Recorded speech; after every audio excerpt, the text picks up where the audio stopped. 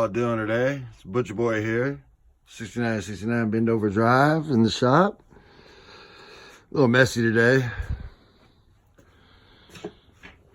What we got going on for part one today is 2007, 2013 Chevy Silverado trucks, standard cab, extended cab, 4 doors, 1500, 2500, 3500. They're all the same unless if you have the option of the 07 to 09 Classic Edition. That's different.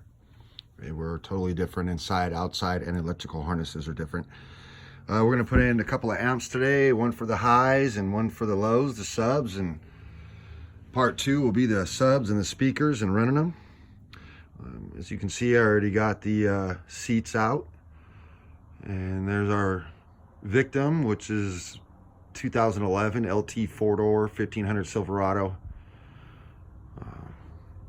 So what we're going to do here is install the power wire today through the firewall, some 0 gauge, go to a splitter box down to some 2 gauge. We're going to put in a high flow conductivity terminal here. See all your outputs that you're going to need for a Chevy, because you have 2 outs plus a fuse underneath there that you're going to be replacing. It's actually pretty hard to be changing out the positive terminal on these if you do want to do this, but if you're running anywhere from 2,000 to 10,000 watts and trying to get competition sound out of your truck, you're going to want to run a 0 gauge with the terminal, high conductivity, and a 250 amp inline fuse. You're going to want to put that within 12 inches of your connection to your battery. It keeps road noise out, and then proper fuse activity when it pops. Okay, so we're going to be replacing this terminal here. We're going to have to jump to the bus bar for the fuse to go into the power of the truck, and you'll maintain all that, plus pull your 0 out into the fuse, and from the fuse we're running along the firewall and in through the firewall of the truck. Okay, so like I said, we already got the back seats out. So back seats are out. It's real simple. You know, you got 6 bolts that hold in both seats. That's it. You're gonna need 18 millimeter socket and wrench, and a 10 millimeter socket for 2 side bolt mounts that go to the brackets holding the single seat to the double seats. And of course, your jack's in there. You can see all the sound barrier insulation wall in the back. I'm trying to, retain all 6 seats in the Chevy. So to do so, you're going to want to do shallow 12s or shallow 10s. And to make your amps breathe properly to where they're not overheating and shutting off all the time, you're going to want to put them in the walls and keep them off of the wall with some kind of mounting brackets so that the air can fluctuate behind them and in front of them and keep them cool as possible when you got the AC running in the vehicle. Okay. Of course, I've already got my RCAs and my REM wire right there ran underneath my carpet. I got those 2 over there for the highs ran, and the holes cut in the insulation. I put the insulation on the ground. I'm going to retain the insulation and put it behind my new brackets. Okay. This time, pretty much looking at running the power wire. You're going to want to run down one side of the vehicle, and you're going to want to run your RCAs through the center of the vehicle or down the other side. You want to keep your power separate from any RCA transparency, because what it does is creates road noise for you. All right. Anything other than that, we already got the deck installed in the truck, put a Sony in. That's you can find all kinds of videos online. That's a whole nother situation right there. That was a learning lesson for me to retain the steering wheel controls and the wiring harness. It was a pretty good mission. We already got all the RCAs, all 3 sets ran from the back of the deck down. So, considering on what type of deck you have, or if you're going with a stock deck and you're using a wiring harness to put in an aftermarket amp, you're going to want to run all your RCAs from the back of your deck, however you wish, down and out. I'll show you right now how I went ahead and did that in this truck. Like I said, the power wire is coming through the firewall behind the steering wheel, and will come through the dash down through the side, the passenger side of the vehicle, and we'll run all the RCAs for the highs along the driver's side of the vehicle, and the sub RCA with power wire will run down the center of the vehicle. All right.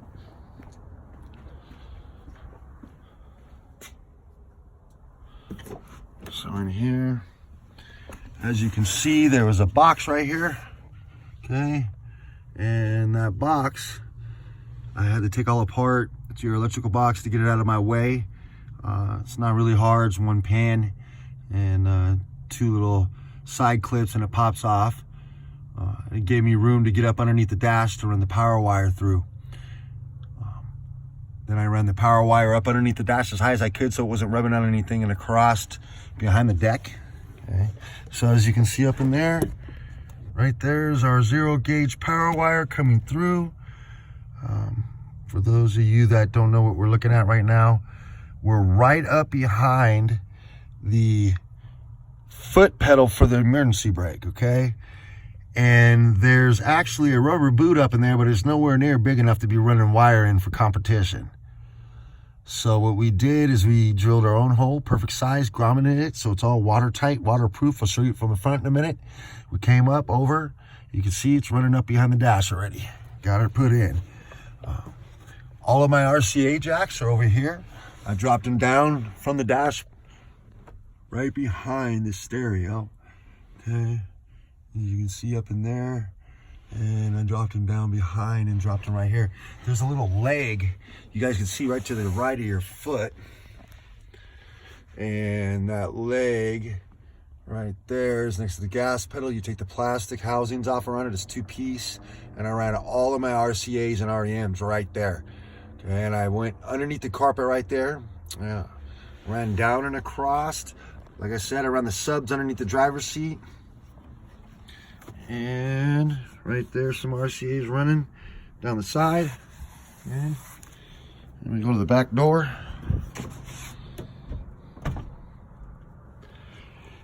And we'll get this out of the way.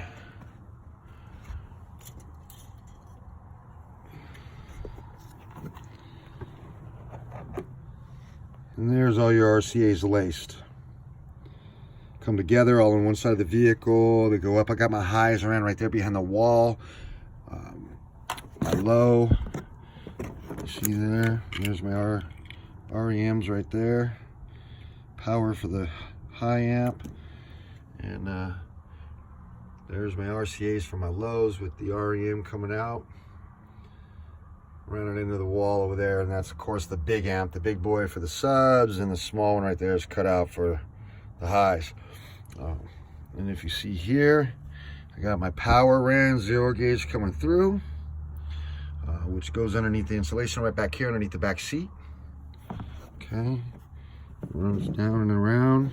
See, reason why I'm putting the amps on the back is when you put a shallow box underneath the seat to retain everybody to be able to sit in the vehicle still, you don't have no room for your amps anywhere.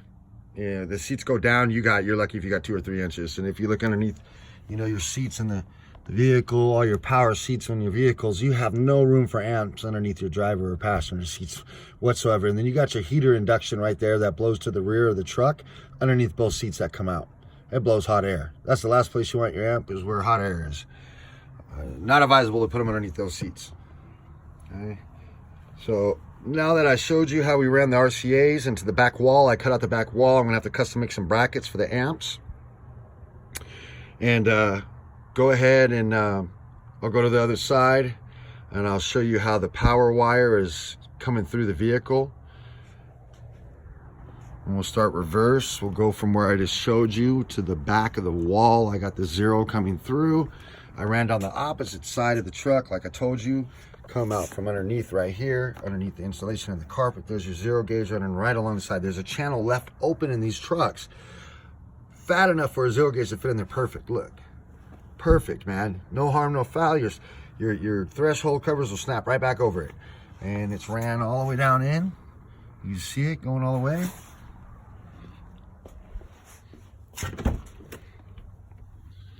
Really, there was nothing to the power wire. I thought it was going to be kind of a pain in the butt, but it really wasn't. I got it ran all the way up through the side harness right here and up behind the dash, and then boom, behind the deck, it's all fairly simple when you got that whole deck out. You pop out your glove box, blah, blah, blah. So you spit it out. You know, it's real simple. You got your release button right here, up underneath here. You know, you push this release button up and it drops down your whole box, and you can see up in there, right behind. Real easy to run all your shit. That's where your XM radio is. Power wire I threw up in there, ran it across, and goes right into your deck area. Self-feed it real easy, you know. There's the passenger side. Look at the RCA's all dropped down. I got them all tucked in there. No harm, nothing's gonna get them. Once the plastic's around them, they'll be protected and you won't see them. You don't see no bumps or nothing in the carpet. Make sure that when you run your stuff, you tuck it underneath the corners to where, if you're not underneath the thresholds where they're hidden, like I just showed you with the 0 gauge, you tuck them in the corners to where your feet don't feel them or you don't see bulging from the wires. Very professional job when you do that. Now we'll go up to the front. Okay, so coming into the truck, it was really debatable where I could go. Everybody thinks you can go anywhere you want. Well, when you got heater cores, AC, and everything running through the vehicle, you don't want to just go into a firewall and think you know where you're going, dude. You're gonna hit your heater cores. You're gonna hit electrical. You're gonna hit anything running in there that's going from your main harness of your vehicle into your vehicle, inside the vehicle, you know, or to possibly like your windshield wiper areas of any of that. There's always something you got to expect on the other side of your triple or double walls of your vehicles, okay? So what I did is I took that 0 gauge. Here it is, some pretty big badass shit, all right? Like I said, you run up to 10,000 watts with this. You split this shit 5 times, 6 times if you need to, into 6 different amps. I'm gonna do it the first time. I'm running probably close to 3,000 watts, which is kind of tiny for 2 amps, but I plan on bumping up, so I don't want to have to rerun my power wire later down the line. Man, it'll be ready to go. So you can see I brought it right over. We're going to follow right up the top of the other power wire harness that goes into the vehicle to the second fuse box over here. Okay, that's our second fuse box in Chevys. The first is in the dash inside the vehicle. All right, when you go over here, you'll follow right along the line. Just tuck yourself up underneath there, wire loom, wire tie to it. You'll be fine. And we're going to go ahead and connect over there. I'll show you what we're going to do over there in a minute. Okay, and right down here, you can see that little grommet to the right down there is for your parking brake. Okay, comes straight out, goes down to your frame and to the rear from your pedal. Right next to it, I drilled a hole. This one is, to be exact, I had to go 3/4, and I grommeted it, and it's perfectly watertight, and I put it behind the insulation right there, and I ran it in. Okay, pretty simple, nothing hard to it. Could fit my air drill in there and everything. There's enough room, man. And I'm not harming or fouling anything else that's factory in this vehicle. So of course, you just run your wire up and over. Just bring it across up in here real quick.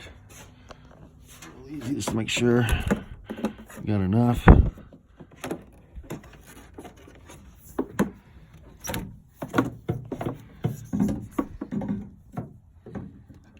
As you can tell, we got plenty. Okay, so we'll go ahead and bring this around. And what I'm gonna have to do here is, whenever you move the battery in a Chevy 07 through 13, you got to move this. It's called a cross brace 45 from the firewall of the truck to the fender to get out your battery. I'm gonna remove this to go ahead and install my fuse box, which is gonna be within 12 inches. So I'm gonna install it underneath that bracket in there, right underneath there, so it's all nice and protected. And I know I'm drilling 2 holes to install, 4 holes to install that thing against the wall, inside the dual wall in here where there's nothing on the other side of the fender to hurt it, okay? And then I'm gonna go ahead and install the terminal. And we'll have the terminal on there with all the new wires coming out the terminal, plus our feed. 0 gauge going straight into that bad boy. Okay, and where my thumb was right there, you got a 2 gauge for the actual power to the vehicle, and you jump out. Then you got your 4s right there, which you can do lead lines or pony lines to, which we'll probably do a jig line from that and bridge to the actual 175 fuse that feeds the vehicle. And if you look, that's only 175. I'm putting in a 250.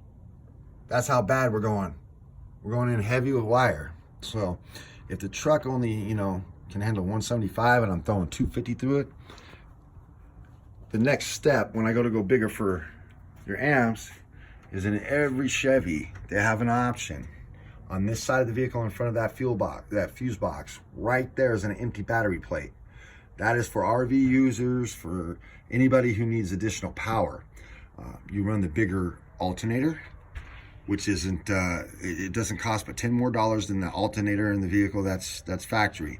It runs more amps, okay?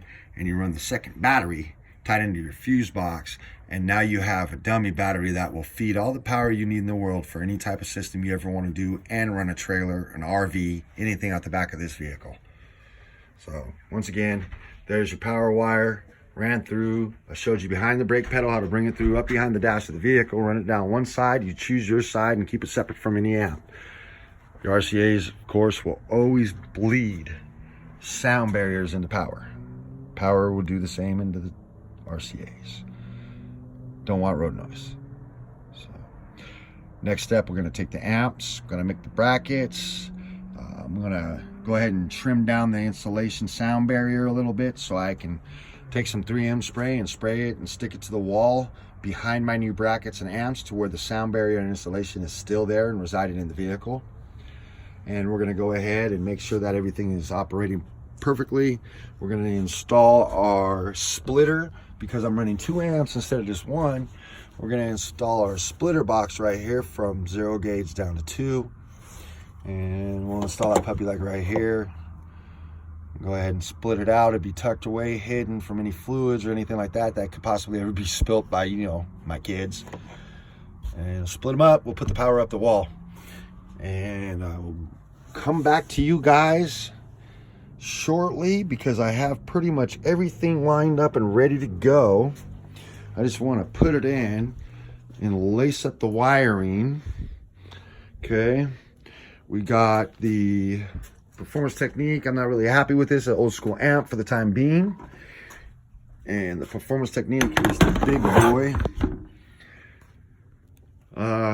That's only 1200 right there. Bridged 24, so 12 times 2, and I'm going to bridge it mono it out. I'll teach you guys on stage 2 of the speaker install tomorrow, from the amps into the speakers, the difference of running a system in series or in parallel. Okay, so we're going to put in the Performance Technique, and as you can see, I already grabbed some flat stock aluminum, real cheap, Home Depot. I made a custom bracket to keep this amp off of the wall and away from the seat when the seat's up and down. Okay, I just made a real simple bracket so I could post this in the truck. You see, nothing real sturdy. Don't need to be real solid. Don't need to be steel, man, heavy, nothing like that. You just want to keep it there. Let it bounce a little bit if it has to, or if the seat goes up against it and presses on it to bend backwards a little bit. A little fluctuation with the aluminum is what you want to roll with. All right.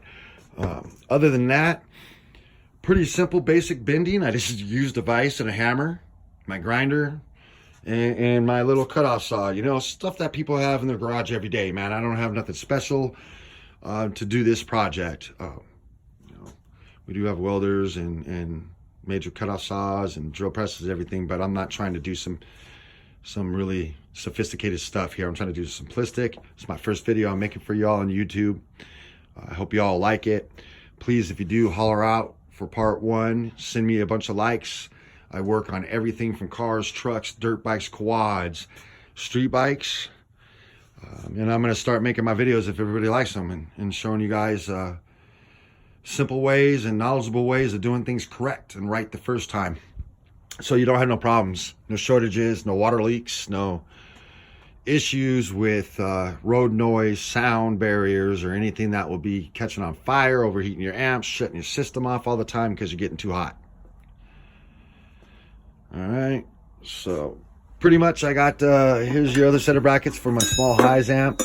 I got one almost done. The other one I got to bend real quick, drill a couple holes. And I'll be back to you guys on part 2 of wiring and running your amplifiers in your Chevy Silverados, 2007 to 2013. Butcher Boy will be back with you shortly.